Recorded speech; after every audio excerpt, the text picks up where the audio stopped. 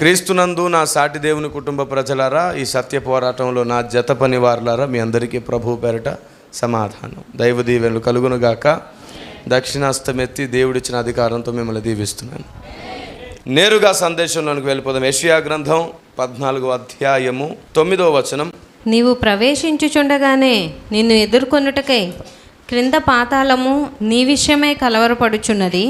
అది నిన్ను చూచి ప్రేతలను రేపుచున్నది.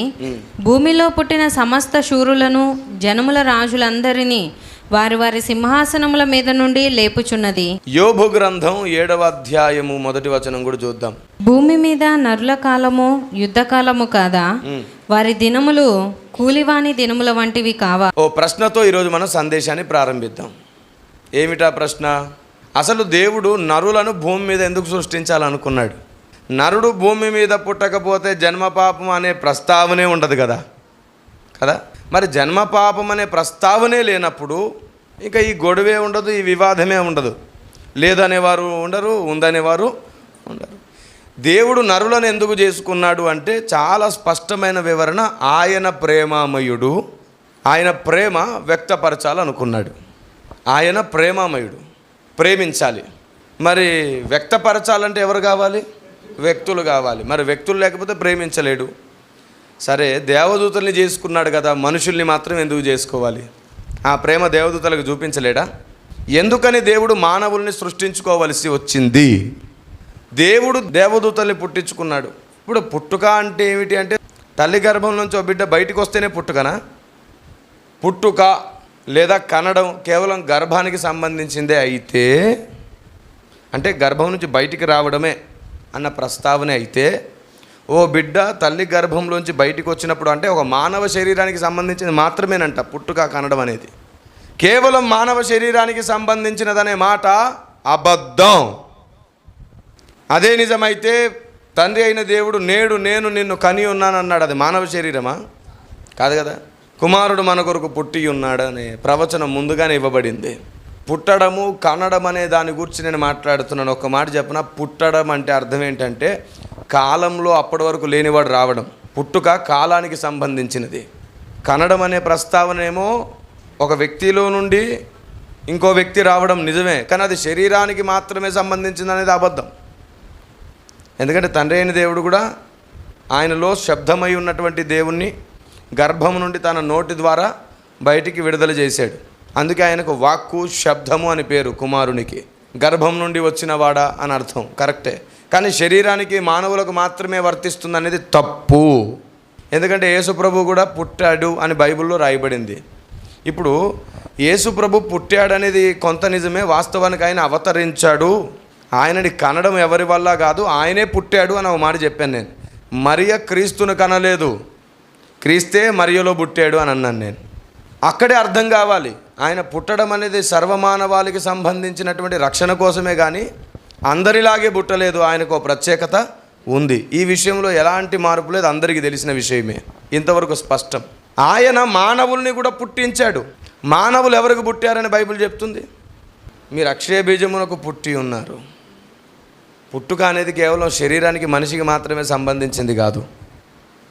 సరిగ్గా మనం ఆలోచించడం నేర్చుకున్నప్పుడు, అసలు నేర్చుకునే స్వభావం గలవాడు తన అభిప్రాయాలను ముందుగా బయట ప్రకటన చేయడు. నేర్చుకునే స్వభావం గలవాడు గురువు పాదాల దగ్గర కూర్చొని తన అభిప్రాయాలను ముందు క్లియర్ చేసుకొని అప్పుడు ప్రకటించుకుంటాడు. అలా కాకుండా తన అభిప్రాయం తనే ప్రకటించుకున్నాడంటే తను శిష్యుడు కాదు అని అర్థం. దట్స్ ఇట్, అంతే. నేను మరలా చెప్తున్నాను, జాగ్రత్తగా వినండి. మనము కూడా దేవునికి పుట్టామని బైబిల్ చెప్తుంది కదా. క్రీస్తు మనల్ని కన్నాడని రాయబడింది. మీరు క్రీస్తుకు పుట్టి ఉన్నారు, మనం దేవుని పిల్లలమై ఉన్నాం అని రాయబడింది. కాబట్టి పుట్టుట అనే ప్రస్తావనకు వచ్చేటప్పుడు కేవలం శరీరానికి సంబంధించింది మాత్రమే కాదు, కాలముకి సంబంధించినది. ఒక వ్యక్తి అప్పటి వరకు కాలంలో లేడు, కాలంలోనికి ఎంటర్ అయ్యాడు. అందుకే పుట్టుట గిట్టుట అనే రెండు పదాలని కాలానికి ముడిపడే చెప్తారు.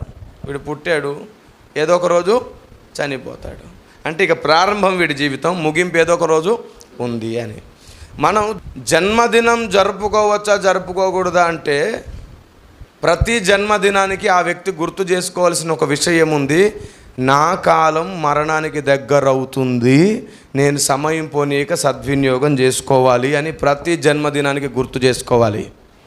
కాలం ఈ శరీరానికి సంబంధించిందా, ఆత్మకు సంబంధించిందా? ఇప్పుడు ఈ జన్మదినం జరుపుకోవాలా జరుపుకోకూడదా? అది సంగతి. అది కేవలం ఒక పాయింటే. దేవుణ్ణి అడగాలి, దేవుని కాళ్ళు పట్టుకోవాలి, లేదంటే దేవుని బూరను అడగాలి. ఇప్పుడు దేవుడు ఊదాడు అనుకోండి, ఆయన బూరలోంచి శబ్దం వస్తుంది కానీ ఇంకో దాంట్లోంచి రాదు. బూరలోంచి వచ్చే శబ్దం ఏంటో అని కనుక్కోవాలి ముందు. అప్పుడు నిజమైన శిష్యులు తయారవుతారు. Praise the Lord. కాబట్టి దేవుడు ప్రేమ గలవాడు, ప్రేమించాలనుకున్నాడు, వ్యక్తుల్ని పుట్టించుకున్నాడు. దేవదూతలు ఉన్నారు కదా, మరలా మనం ఎందుకు? మీరు చెప్పండి, దేవదూతలు ఉన్నారా లేదా? మరి మనల్ని పుట్టించాల్సిన అవసరం ఏముంది? జన్మ పాపం గోలే ఉండేది కాదుగా. ఎందుకు పుట్టించాడు? అసలు మనమే ఉండేవాళ్ళం కాదుగా. ఎందుకని దేవుడు మనల్ని కన్నాడు? ఎందుకు కన్నాడంటే దేవుడు దేవదూతల్ని సృష్టించుకున్నాడు. దేవుని కంటే కొంచెం తక్కువ వారు, వాళ్ళు కొంచెం స్థాయిలో తక్కువ వారు. ఇప్పుడు దేవదూతలకు తన ప్రేమను వ్యక్తపరుస్తున్నప్పుడు దేవదూతలు చాలా వరకు దేవుని పట్ల విభేద భావం, విరోధ భావం కలిగి ఉన్నారు. అసలు దేవుడే అర్థం కాలేదు దేవదూతలకి. 24 hours దేవుని దగ్గర ఉండే దేవదూతలకే దేవుడు అర్థం కాల. మనుషుల మధ్యలో విభేదాలు ఉండవా చెప్పండి? ఉంటాయి. ఉన్నప్పుడు యోగ్యంగా ప్రవర్తించడం నేర్చుకోవాలి మనం.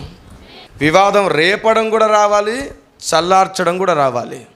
రేపడం ఎప్పుడు రేపుతావు? దేవుడు రేపుతాడు వివాదం కొన్ని చోట్ల. ఎప్పుడు రేపాడు అంటే అక్కడ ఆయన చిత్తము జరుగుతుంది అనుకున్నప్పుడు మాత్రమే రేపాలి. నీ చిత్తం జరుగుతుంది అన్నప్పుడు రేపితే ఎవని వలన అభ్యంతరం కలిగిన వానికి శ్రమ అని వచనం అప్లై అయిపోయింది. లేదు ఇక దేవుని చిత్తం జరుగుతుంది, ఏదో ఒకటి తాడో పేడో తేల్చుకోవాలనే మైండ్ వస్తుంది. దేవుని చిత్తం అన్న ప్రస్తావన దగ్గర తప్ప మనుషుడు ఎప్పుడు చలరేగరాదు. ఎందుకంటే నరుని కోపము దేవుని నీతిని నెరవేర్చదు. నరునికి కోపం వస్తే దేవుని పని విషయంలోనే రావాలి, దేవుని చిత్తం కోసమే రావాలి. ఆమేన్. అప్పుడు అక్కడ ఏ ప్రాబ్లం ఉండదు. సాతాను ఉండడు, సాతానే ముందు పారిపోతాడు. దేవునికి లోబడి వాడిని గద్దించుడు, అప్పుడు వాడు మీ యుద్ధం నుండి పారిపో. కాబట్టి ఎప్పుడు వివాదాన్ని చల్లార్చాలో తెలియాలి, ఎప్పుడు వివాదం కలిగించాలో కూడా తెలియాలి. అది దేవునికి మాత్రమే తెలుసు. మనం దేవుని అండర్లో ఉంటే ఆయన మనలో ఉండి పని చేసుకుంటాడు. పౌలు గారు ఒక చోట వివాదాన్ని రగిల్చారు. ఇటు పరిచయులు సద్దుకాయులు ఉన్నారు. మధ్యలోకి వచ్చేసి, అయ్యా నేను పునరుద్ధానం గురించే మాట్లాడుతున్నాను, వీళ్ళేమో లేదంటున్నారు, నేనేమో మీ పక్షాన ఉన్న వ్యక్తిని, మీరు నన్ను ఇలాగా వీళ్ళ ముందు నిందించడం ఎలాగో అని ఒక సిచ్యువేషన్ క్రియేట్ చేస్తాడు. వాళ్ళు అనుకుని వెళ్ళిపోతాడు. పౌలు గారిని వెంబడించాల్సిన పరిస్థితులు వస్తాయి. ప్రార్థనలో నీతిగా యథార్థంగా ఉండడంలోనే కాదు, ఈనాడు భక్తి చేయడంలో చాలామంది పరిశుద్ధం, నీతి, విశ్వాసం, యథార్థత అనుకుని దేవుని దృష్టిలో ఇంకా చెడిపోతున్నారు. పరిశుద్ధత ఉండాలి, నీతి ఉండాలి, యథార్థత ఉండాలి. అది దేవుడు అనుకున్నట్లు ఉండాలి, దేవుడు చెబుతున్నట్లే ఉండాలి. నువ్వు గిరిగీసి ఇదే పరిశుద్ధత అంటే దేవుడు ఒప్పుకోడు. అందుకే భూమి మీద నరుని కాలం ఎలాంటిదంట? యుద్ధకాలం. నువ్వు పుట్టావంటే ఇక్కడ నీకు యుద్ధమే, ఇంకా ప్రారంభం నుండి యుద్ధమే. Praise the Lord. చాలా కష్టపడాలి, మనం ప్రయాసపడాలి. ఆయన గెలిచినట్లు మనం గెలిస్తే సింహాసనం మీద కూర్చుంటాం కదా. ఆయన కూర్చుని అన్నాడు ప్రకటన 3:21లో. రైట్. ఇక మర్మం చెప్తాను, జాగ్రత్తగా వినండి. దేవుడు దేవదూతల్ని సృష్టించుకున్నప్పుడు వారికి ప్రేమ పంచుతున్నాడు కదా. మనల్ని ఎందుకు చేయాల్సి వచ్చింది అంటే, ఎప్పటి నుండో ఉన్నటువంటి దేవుని ప్రమేయం లేకుండా, దేవుడే పుట్టించకుండా, దేవుడు కలిగించకుండా ఉన్నటువంటి, అసలు ప్రారంభమే లేకుండా ఉన్న ఇంకో చీకటిని ఎప్పటికీ లేకుండా చేయాలి అంటే తప్పకుండా ముగించడానికి కావలసిన శరీరాలు ఆయనకు అవసరపడేవి. కాలానికి ప్రారంభము, కాలానికి ముగింపు ఉన్న శరీరాలు కావాలి ఆయనకి. ఇప్పుడు దేవదూతలు ఆత్మలు. మరి మరణం ఉంటుంది ఆత్మకి. దేవుడు నశింపజేయడమే కానీ ముగింపు అనేది ఉండదు. కానీ ఆటోమేటిక్గా ముగింపు ఉండాలన్నది దేవుని ఆలోచన. కాబట్టి ప్రారంభించాలి, ముగించాలి అనుకున్నాడు. అందుకనే మానవుణ్ణి మట్టితో ప్రారంభించాడు, మట్టితో చేశాడు. చేసినప్పుడు దాంట్లో మరణం పెట్టలేదు, కానీ తప్పకుండా దీంట్లోకే మరణం వస్తుంది, దీంతోనే నేను ముగించేస్తాను, మరణము యొక్క బలము గలవానిని మరణముతోనే బంధిస్తానన్న మాట నెరవేరుస్తాను అనుకున్నాడు. హల్లెలూయా, ప్రైజ్ ది లార్డ్. దేవుడు అందుకే అనుకొని ఆ మరణం దేవదూతల్ని ఏలగలదా? వాళ్ళ ఆత్మలు కదా, దేవుని నుంచి వేరయ్యారే కానీ శాశ్వతంగా. అందుకని దేవుడు శరీరంలోనే ఆ ప్రస్తావన చేశాడు. అందుకే మరణం యొక్క బలము కలిగినటువంటి వాడిని మరణంతో బంధించడానికి ముందుగా ఆయనే మరణించి మరణపు కోరలు విరిచి, మరణమా నీ విజయం ఎక్కడా, మరణమా నీ ముల్లెక్కడా అని దేవుడు మరణానికి మరణం ఇచ్చొచ్చాడు. ఆయన మరణానికి మరణం ఇవ్వాలంటే ఇంకో మరణం ఉండాలి కదా అనే ప్రశ్న వస్తుంది. అవును, మరణానికే మరణం, నరకంలో పడ్డం రెండో మరణం అని ఆల్రెడీ ప్రకటన గ్రంథం 25 మనం చదువుకున్నాం కదా. దేవునికి స్తోత్రం కలుగును గాక. మరణాన్ని కూడా నరకంలో బంధిస్తాడు, అది రెండవ మరణం అని రాయబడింది. ఆమేన్. సో మరణానికే మరణాన్ని నిర్ణయించి వచ్చాడు ఆయన. ఆమేన్. కాబట్టి ఈ శరీరాన్ని దేవుడు నిర్మించుకున్నాడు మట్టితో. ఆ తర్వాత ఆ నిత్య చీకటిని లేకుండా చేయాలి, లేదంటే ఆ మొదటి నుంచి ఉన్న చీకటిని లేకుండా చేయాలి, ఆ సాతాన్నే లేకుండా చేయాలనేది దేవుని ఆలోచన. దీని గురించి సాతాను సృష్టికర్త ఎవరు అనే మెసేజ్లో కొంత వివరణ దొరుకుతుంది, టీవీలో చూస్తున్న వారు గమనించాలి. రైట్. ఇప్పుడు దేవుడు మనల్ని ఎందుకు సృష్టించుకోవాల్సి వచ్చింది, దేవదూతల్ని మాత్రమే కాకుండా అన్నదానికి ఒకటే పాయింట్లో జవాబు చెప్పాను. ఏమిటది? సాతానుకు ముగింపు పలకాలనుకున్నాడు. ఇప్పుడు ఎవరి కాళ్ళ క్రింద చితకదొక్కించబోతున్నాడు? మన కాళ్ళకి. రైట్, మొదటిది. రెండవది, దేవదూతలకు దేవుడు పూర్తిగా అర్థం కాని ఆ సమయంలో విరిగి నలిగిపోతున్నటువంటి అనుభవంలో ఉన్న వారికి తప్ప ఆయన ఎవరికి అర్థం కాడు అని దేవునికి తెలుసు. కాబట్టే నిన్ను ఈ శరీరంలో పెట్టాడు. ఎందుకంటే నువ్వు మానవ శరీరంలో ఉంటే తప్ప విరిగి నలిగే అనుభవం నీకు రాదు. ఎందుకు రాదు అంటే పరలోకంలో ఉన్న దేవదూతలకు విరిగి నలిగే అనుభవం ఉండదు. నువ్వు మానవుడిగా పుట్టినందుకు ధన్యుడు, ఎందుకంటే నీకు ఆ అనుభవం వస్తుంది. ఎందుకంటే ఒంటరితనం, రోగములు, అప్పులు, సమస్యలు, టెన్షన్స్ ఇవన్నీ ఈ లోకంలో మానవుడికి ఉంటాయి. అందుకే పుట్టుకతోనే దేవుడు ఏమన్నాడు? యుద్ధకాలం బాబు, నీ జన్మే యుద్ధకాలం. Praise the lord. నేను అడగాలనుకుంటున్నాను, మానవుడికి పుట్టడమే పరిశుద్ధుడు యథార్థుడైతే ఈ పోరాటం ఎందుకు పెట్టాల్సి వచ్చింది? సుఖాలన్నీ పెట్టవచ్చు కదా యథార్థవంతునికి కదా. చెప్పించబడిన ముద్దలోంచి వస్తున్నాం కాబట్టి పోరాటం తప్పదు, పోరాడే గెలవాలి. దేవునికి స్తోత్రం కలుగును గాక. ఆమేన్. రైట్. ఇంకొక విషయం ఏమిటంటే దేవుడు దేవదూతల్ని సృష్టించుకున్న తర్వాత దేవదూతల కంటే తక్కువ స్థాయిలో మనల్ని సృష్టించుకున్నాడు. ఎందుకో తెలుసా? విసర్జింపబడిన రాయిగా మనం మారుతామని దేవునికి తెలుసు. విసర్జింపబడిన రాయే తలగా మారాలన్నది కూడా దేవునికి తెలుసు. అందుకే నిన్ను ఈ భూమి మీద నిర్మించుకున్నాడు.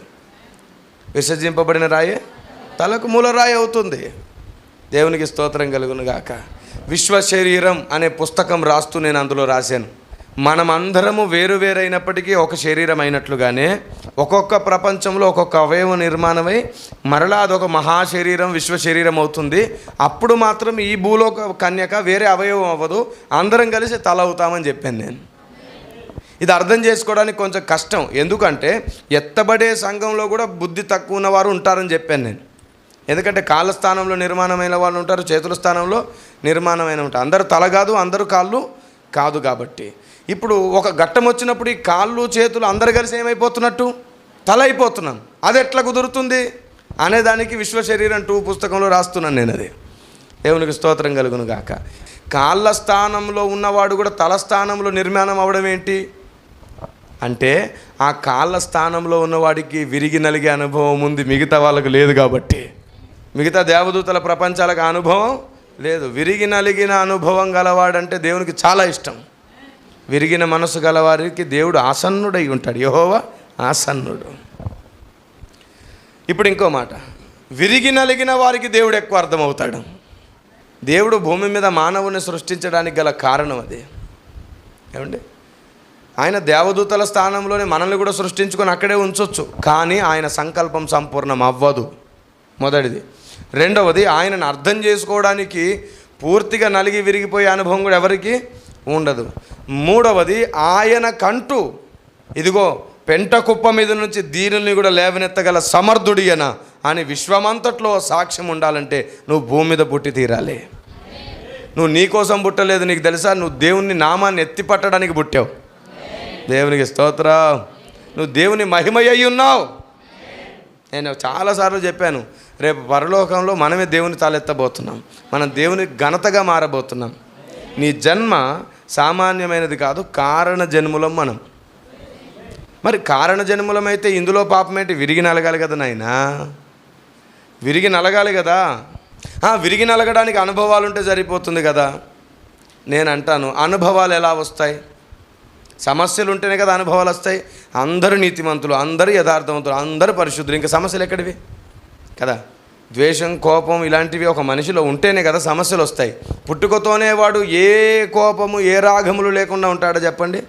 నవరసములు గలవాడు, కోపము, సంతోషం, దయ కదా, రౌద్రం, ఇలాంటి అన్నీ కలిగినవాడు నరుడు. కాబట్టి మానవుణ్ణి దేవుడు సృష్టించడానికి గల కారణం ఒకటి ప్రేమ, రెండవది సంకల్పం, మూడవదేమో సాతాన్నే లేకుండా చేయడం, నాలుగవది ఆయన ఏమై ఉన్నాడో మనలో లోకం విశ్వమంతటికి చూపించాలనుకుంటాం. Praise the lord. ఇప్పుడు ఇంకో మరమని చెప్తున్నాను వినండి. తప్పనిసరిగా దేవుడు మానవుని సృష్టించడానికి ఇంకో కారణం ఉన్నది. ఏమిటో తెలుసా? నేను కూడా మానవుడిగా ఉండాలని ఇష్టపడ్డాడు ఆయన. దేవునికి స్తోత్రం కలుగును గాక. Praise the lord. ఆమేన్. దేవదూతలలో త్రిత్వ భాగం కనబడదు మనకి. దేవదూతలలో త్రిత్వ భాగం ఉందా? ప్రాణము, ఆత్మ, శరీరం ఉందా? ఎన్ని భాగాలు ఉంటాయి దేవదూతల్లో? వారు ఆత్మస్వరూపులై ఉన్నారు. వాళ్ళకు మహిమ శరీరం ఉంది, అంతే. వారికి ప్రాణం ఉంటుందా, రక్తం ఉంటుందా? వాళ్ళకి ఉండదు. దేవుడు వారికి మహిమ శరీరం ఇచ్చాడు, వారే ఆత్మ, దానికో శరీరం. ఎట్లాంటిది? మనం ఎత్తబడేటప్పుడు మహిమ శరీరంతో ఎత్తబడతాం. ఆత్మ ఏయున్న మహిమ శరీరం, అలాంటి శరీరం అన్నమాట వారిది, రైట్. కానీ వారిలో ప్రాణం లేదు. చూశారు? విశ్వానికి మనం ప్రాణం కాబోతున్నాం. దేవునికి స్తోత్రం కలుగును గాక. ఆమేన్. అవును, విశ్వానికి దేవుడు మనల్ని ప్రాణంగా మార్చబోతున్నాడు. అందుకే దేవుడు మనల్ని విశ్వమంతటికి ఆయువు పట్టుగా చేశాడు. మధ్యలో ఉన్నాం ఇప్పుడు మనం, విశ్వం మొత్తానికి సెంటర్ ఆఫ్ ద పాయింట్. విశ్వం చుట్టూ ఉంది, మధ్యలో భూమి నిర్మాణం అయింది. దేవుడు భూమిని వెంటనే చేయలేదు, చాలా ఆలస్యంగా చేశాడు. మనల్ని దేవుడు ప్రాణంగా చేయడం ఏమిటి అంటే, ఇప్పుడు బైబుల్ గ్రంథంలో అయ్యా నీ వాక్యమే నాకు ప్రాణమై ఉన్నది, నీ సన్నిధే నాకు ప్రాణమై ఉన్నది, నీవే నాకు ప్రాణమై ఉన్నాం అని భక్తుడు ఎన్నోసార్లు అన్నాడు. ఎందుకని అంటే ఆయనలో జ్ఞానం ఉన్నది, ఆయనలో జీవం ఉన్నది, ఆయనలో వెలుగున్నది. ఇప్పుడు దేవదూతలలో జ్ఞానం లేదు, దేవదూతలలో దేవుని తత్వం లేదు, దేవదూతలలో దేవుని సంపూర్ణత లేదు. అది ఎవరిలో ఉండబోతుంది? ఇప్పుడు మనం వాళ్ళకి ఏమైపోతాం మరి అప్పుడు? అందుకే నువ్వు ధన్యురాలివమ్మా, నువ్వు ధన్యురాలివని మన దగ్గర కూర్చొని నేర్చుకుంటారు. Praise the Lord. దేవుని జ్ఞానమే వారికి జీవం కాబోతుంది, వాక్యం కాబోతుంది. అప్పుడు వారు మనం రొట్టె వలన కాదు, వీరి నోట నుండి వచ్చే వాక్యం వలననే బ్రతకవలెను అన్న మాట మరల అక్కడ రిపీట్ అవుద్ది. వాస్తవానికి భూమి మీద దాని అర్థం ఏమిటి? మనుషుడు రొట్టె వలనని కాదు, దేవుని నోట నుండి వచ్చే ప్రతి మాట వలన బ్రతకను. కానీ అక్కడికి వెళ్ళిన తర్వాత మన నోట నుంచి వచ్చే మాటలు వాళ్ళకి చాలా ప్రాముఖ్యమవుతాయి. దేవుడు అలా చేస్తాడు. మనల్ని ఆయన స్వరూపంలో మార్చేదే అందుకు. మనల్ని గణపరచబోతున్నాడు అక్కడ. ఎందుకంటే వారే మనల్ని చులకన చేశారు. ఒక చోట నల్లనిది అన్నారు కదా, మనల్ని తృణీకరించారు. సో తృణీకరించిన రాయినే మూలకు తల రాయి చేయబోతుంది. సో దేవుడు ఏమేం చేయగలడో చూపించడానికి కూడా నిన్ను ఈ భూమి మీద సృష్టించాడు. నీ ద్వారా తను ఘనత పొందబోతున్నాడు. Praise the lord. ఆయన సృష్టించుకోవాలనుకున్నప్పుడు దేవదూతల్ని సృష్టించుకొని ఊరుకోవచ్చు. అలా కాకుండా కొంచెం తక్కువ వారిని కూడా ఎందుకు చేశాడంటే ఆయనే వచ్చి నీలో ఉండడానికి. ఇది ఇంకో పాయింట్ అన్నమాట. దేవదూతల కంటే మనల్ని ఎలా చేశాడంట? తక్కువ వారిగా. ఎందుకు? మనలో నివాసం చేయడానికి. మట్టిలో దేవుడు నివసిస్తాడు. ఎందుకో చెప్పనా? సంఘ శరీరము దేవునికి మందిరమై ఉన్నట్లుగా ఈ మానవ శరీరం కూడా దేవునికి ఆలయమై ఉంది. కాబట్టి మరి దేవదూతలు దేవునికి ఆలయమేనా అనే ప్రశ్న ఉంటుంది. దేవదూతలకు దేవుడు ఆలయమేనా? ఆలయమేనా కాదా? దేవదూతల్లో దేవుడు నివాసం చేస్తాడా? ఇప్పుడు మీ దేహము దేవుని ఆలయమై ఉన్నది, మీరు మీ సొత్తు కాదు, వెలపెట్టి కొనబడి. ఇప్పుడు దేవదూతలు ఎవరి సొత్తు? అప్పుడు దేవదూతలు కూడా నివాసం చేస్తాడా లేదా? నివసిస్తాడు. కానీ మీరు, నేను, వారు అందరం కలిసి విశ్వమందిరమైనప్పుడు త్రియేకుడు నివాసం చేస్తాడు అందులో. దేవునికి స్తోత్రం కలుగును గాక. హల్లెలూయా. నిన్ను తలగా నియమించడానికి భూమి మీద పుట్టించాడు, నిన్ను తలగా నియమించడానికి శరీరంలో పుట్టించాడు. ఇప్పుడు చెప్పండి, శపితమైన శరీరములో నుండి, లేదంటే శాపగ్రస్తమైన ముద్దలో నుండి, లేదంటే అశుద్ధమైన ముద్దలో నుండి అయ్యో నన్ను ఎందుకు పుట్టించావు, ఈ శరీరంలో నన్నెందుకు ప్రవేశపెట్టావని నువ్వు అడగగలవా? ఈ మాట విన్నాక, దేవా ఈ శరీరంలో నన్ను పుట్టించినందుకు కృతజ్ఞతలు అంటావు ఈ ప్రసంగం విన్నాక. హల్లెలూయా. ఎందుకంటే నేను జన్మపాపం గూర్చి ప్రసంగం చేస్తూ ఏమన్నానంటే, ఈ అశుద్ధమైన ముద్దలోంచి వచ్చిన శరీరంలో దేవుడు మనల్ని ప్రవేశపెట్టడం ఎట్లా న్యాయం అవుతుంది ఒకరోజు చెప్తాను అని అన్నాను. అది ఈరోజు చెప్తున్నాను నేను. దేవుడు నిన్ను ఈ శరీరంలో పెట్టడమే న్యాయం, ఎందుకంటే నిన్ను తలగా నియమించడమే ఆయన గమ్యం. కానీ ఈ శరీరం అశుద్ధమైనది, ఈ శరీరం పాపము నియమంతో ఉన్నది. పుట్టుకతోనే ఈ శరీరంలో దౌర్భాగ్యం ఉన్నది. పౌలు గారు కూడా అదే అన్నారు, నా శరీరంలో పాప నియమము ఉన్నది, అది నన్ను లోబరుచుకొనుచున్నది అని అన్నాడు. చాలా ప్రమాదకరమైన ధోరణి జన్మ పాపం లేదు అనడం. జన్మ పాపం ఉంది, జన్మ పాపము లేదు అంటే ఇంకో ప్రమాదం ఏంటో తెలుసా? దేవుణ్ణి మనం అన్యాయస్తుని చేసిన వాళ్ళం అవుతాం, దేవుణ్ణి మనం తప్పుబట్టిన వాళ్ళం అవుతాం. ఎందుకో తెలుసా? ఇప్పుడు శరీరంలో పాపము లేదు, అప్పుడు మానవుని ఎందుకు భూమి మీద సృష్టించాలి? ఏ కారణంతో దేవుడు మానవుని సృష్టించాలి? శరీరంలో పాపం లేదు, కానీ శరీరానికి దేవుడు మరణాన్ని పెట్టి మానవుని భూమి మీద సృష్టించి మానవుడు ఇన్ని కష్టాలు పడేటట్లు చేసి, కొందరు నరకం వెళ్తుంటే చూసి, సాతాను వారిని పాపంలో పడగొడుతుంటే ఆయన చూసి, ఇదంతా దేవుడు కావాలనే నాటకం ఆడినట్టు అవుతుందా లేదా? మానవుని శరీరంలో జన్మతః పాపము, శాపము, మరణం అనేది దేవుడు పెట్టలేదు, తర్వాత వచ్చింది. ఏమండి? ఇప్పుడు చెప్తున్నాను నేను, అదే నిజమైతే ఈ శరీరంలో మనల్ని ఎందుకు పెట్టాలి దేవుడు? ఈ శరీరంలో పెడితే మనం పాపం చేస్తాం దేవునికి ముందే తెలీదా? మరి తెలిసి ఎందుకు పెట్టాలి? మనల్ని అక్కడే తయారు చేసుకోవచ్చు కదా. ఈ ప్రశ్నకు జవాబేంటి? నరుని కాలం భూమి మీద యుద్ధకాలం అయినప్పుడు ఆ యుద్ధకాలంలో నరుని ఎందుకు పెట్టాలి? యథార్థవంతుని ఎందుకు పెట్టాలి? ఎవరితో యుద్ధం చేయడానికి పెట్టాడు? ఇప్పుడు నేను మాట అడుగుతున్నాను, ఈ శరీరంలో జన్మతః మరణము, జన్మతః శాపము, జన్మతః పాప స్వభావము లేనప్పుడు దేవుడు ఈ శరీరంలో ఆత్మను పెట్టాల్సిన అవసరత ఏమిటి? అసలు భూమి మీద పుట్టించాల్సిన అవసరత ఏమిటి? అది లిటరల్గా డైరెక్ట్ క్వశ్చన్. మానవుణ్ణి దేవుడు భూమి మీద ఎందుకు పుట్టించాడు అంటే, ఎందుకు పుట్టించడం ఏమిటండి? పుట్టి చచ్చి విమోచింపబడ్డానికి అంట. నేను అంటాను, అసలు విమోచన ఎందుకు అవసరపడింది మానవునికి? విమోచన ఎందుకు అవసరపడింది? పాపము చేస్తేనే కదా విమోచన అవసరపడింది. పాపం లేనప్పుడు విమోచన ఏముంది? లేదు కదా. యెహోషువ దగ్గర జకర్యా గ్రంథంలో ఏమంటాడు? నీ పాపములను పరిహరించి తిని నిన్ను విమోచించి తిని. విమోచన అనేది ఎందుకు వస్తుంది అంటే, పాపం చేశాడు కాబట్టి. ఇప్పుడు నేను అంటాను, అసలు ఈ శరీరంలోనే మనల్ని పెట్టకపోతే పాపం ఎలా చేసేవాళ్ళం మనం? అంటే పాపం మనం చేయడానికి కారణం ఎవరైపోయారు? ఇప్పుడు దేవుడు అయిపోయాడుగా. ఈ శరీరంలో పాపం లేకుండానే దేవుడు మనల్ని ఇందులో పెట్టాడు అన్న మాట నిజమైతే, ఈ శరీరం ద్వారా మనం పాపం చేయడానికే పెట్టాడు అన్నట్టు లెక్కలోకి వస్తుంది. ఈ శరీరమే లేకపోతే పాపం చేసే అవకాశమే లేదు. ఈ శరీరాన్ని ఎందుకు పెట్టాల్సి వచ్చింది మరి దేవుడు? అందుకే ఈ కారణాలన్నీ వివరిస్తున్నాను. మానవ ఆత్మకు దేవుడు మట్టి శరీరం ఎందుకు పెట్టాల్సి వచ్చిందో చెప్తున్నాను నేను. మానవ ఆత్మకు మట్టి శరీరం ఎందుకు? ఒకటి, మరణము యొక్క బలము కలిగిన వాన్ని మరణముతోనే జయించడానికి. ఇప్పుడు దేవుడు శరీరాన్ని కూడా మంచిగా చేసినప్పుడు దాంట్లో మరణాన్ని దేవుడే పెడితే అది న్యాయమా అన్యాయమా? అన్యాయమే అవుతుంది. దేవుడు మరణాన్ని పెట్టకూడదు. సాతానే వచ్చి అడుగుతాడు, ఏంటి నువ్వు ఒక మరణాన్ని కన్నావా? నేనేమో పాపంతో మరణాన్ని కన్నాను, నువ్వు కూడా ఇంకో మరణం వచ్చిందంటే నీలో కూడా ఏదో అశుద్ధమైంది, తప్పేదో ఉంది. తప్పు లేకపోతే ముగింపు ఎందుకు ఉంటుంది? పాపానికే ముగింపు ఉంటుంది అని వాడే నిలదీస్తాడు. కాబట్టి ఆదామును దేవుడు సృష్టించినప్పుడు ఆదాములో మరణం పెట్టలేదు. మరణము ఆదాము ధర్మశాస్త్రాన్ని మీరినప్పుడు వస్తుందని దేవుడు చెప్పాడు. దీన్ని తినదినమున నిశ్చయముగా చచ్చేదాం. అప్పుడే శరీరానికి మరణం వచ్చింది, ఆత్మకు కూడా మరణం వచ్చింది. శరీర మరణం కొంత ఆలస్యమైంది, ఆత్మ మరణం వెంటనే జరిగిపోయింది. దేవుడు ఈ శరీరములో ఆత్మను పెట్టడానికి గల కారణం మరణం యొక్క బలం గలవాన్ని మరణంతోనే హతమార్చడానికి, మొదటిది. రెండవది, ఈ శరీరంలో ఉంటుండగానే ఒంటరితనం అనేది తెలుస్తుంది, గాయములు తెలుస్తాయి, వేదనలు తెలుస్తాయి, రోగములు కూడా తెలుస్తాయి. అప్పుడు హృదయము విరుగుతుంది, దేవా స్వస్థపరచు అని వేదన పుడుతుంది. అప్పుడు దేవుడు అర్థమవుతాడు మనకి. ఇలా విరిగి నలగడానికి కూడా దేవుడు ఈ శరీరంలో మనల్ని పెట్టాడు. ఆ తర్వాత దేవుడు దీనులను దరిద్రులను లేవనెత్తుతాడు అని చెప్పుకోవడానికి కూడా ఈ శరీరంలో పెట్టాడు, మహిమ పొందడానికి. యజమానుడు మన ద్వారా మహిమ పొందడానికి. తర్వాత ఏమిటి? ఇప్పుడు అంటారేమో అలా పెట్టి కూడా మహిమ పొందితే అన్యాయం కదా అంటే, దేవుడు రాసుకున్నాడు అక్కడ, పుట్టి గుడ్డువాడు ఆయన మహిమ కొరకే పుట్టుతోనే గుడ్డుగా పుట్టాడు కానీ తల్లిదండ్రుల పాపం కాదని చెప్పాడు అక్కడ. కాబట్టి యజమానునికి ఎవరి ద్వారానైనా మహిమ పొందే అధికారం ఉంది. అది మహిమ ఎవరి ద్వారా కలుగుతుందో వారు ధన్యులు.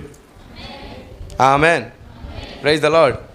కాబట్టి మన ద్వారా దేవుడు మహిమ పొందాలనుకున్నాడు. మొదటిది ఏమిటి? మరణం యొక్క బలం కలిగిన వారిని మరణంతోనే నాశనం చేయాలనుకున్నాడు. రెండవది ఏమిటి? దీనులను లేవనెత్తాలనుకున్నాడు. మూడవది ఏమిటి? విరిగి నలిగిన మనస్సు కలిగినప్పుడు ఆయన మనకు అర్థమై మనలో ఆయన పనిచేసి వాడుకోవాలనుకున్నాడు. నాలుగోది ఏమిటి? మనకు నివాసం అవ్వాలనుకున్నాడు కదా, మనలో ఆయన నివాసాన్ని ఏర్పరచుకోవాలనుకున్నాడు. దేవునికి స్తోత్రం కలుగునుగాక. ఐదవది ఏమిటి? తలగా నియమించబడాలనుకున్నాడు. ఆరోది ఏమిటి? త్రిత్వ భాగపు ముద్రను మనలో వెయ్యాలనుకున్నాడు. దేవదూతల్లో లేని భాగ్యం అందుకే మనకుంది. దేవునికి స్తోత్రం కలుగునుగాక. Praise the Lord. ఏడవది ఏమిటి? ఆయనే ఓ నరుడిగా ఉండాలనుకున్నాడు. ఆమేన్. ఎందుకు నరుడిగా ఉండాలి? దేవదూతల్లో దేవదూతగా ఉన్నాడు కాబట్టి నరులలో నరుడిగా ఉండాలని నిర్ణయించుకున్నాడు.